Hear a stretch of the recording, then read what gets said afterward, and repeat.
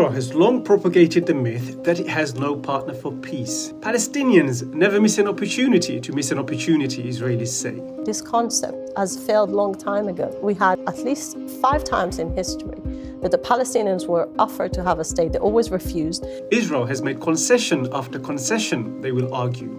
And the Palestinians have rejected generous peace offers time after time. Is that really the case?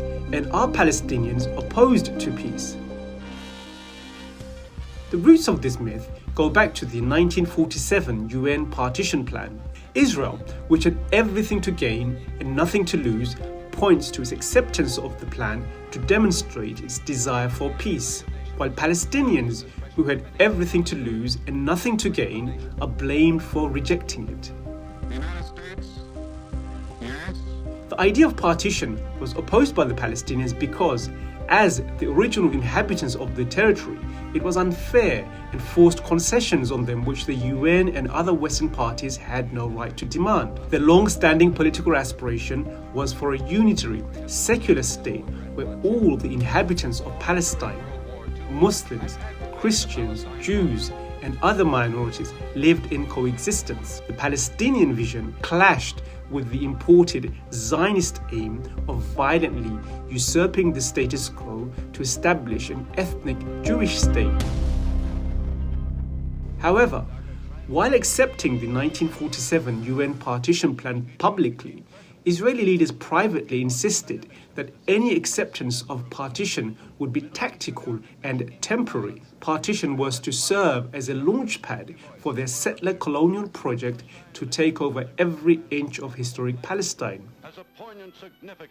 And in the decades since, Israel has imposed a system of domination and apartheid, which would not have been possible without the infectious spread of the politically charged narrative that it has no partner for peace. It was the PLO that came to the Oslo peace process, as you know and remember, Yasser Arafat. And we have committed to the 3 requirements by us of the international community.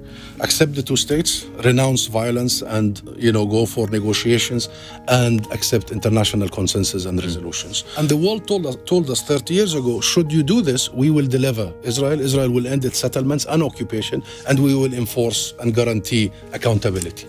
We did our 3 commitments. Israel never abided by even one day. Let's not forget that for the sake of peace, it was the Palestinians who, under the 1993 Oslo Accords, agreed to give up armed resistance and 78% of historic Palestine. The reward in the 30 years since is not a Palestinian state in the West Bank and Gaza, but more occupation, a never-ending expansion of illegal Jewish-only settlements, and a system of apartheid. With 500,000 illegal settlers, Jewish-only settlements are not only an obstacle to peace, as Israel's major ally, the US, has conceded, their sprawling expansion has made a viable Palestinian state impossible. Across all major issues, every unrealistic Israeli demand has been elevated over basic Palestinian rights.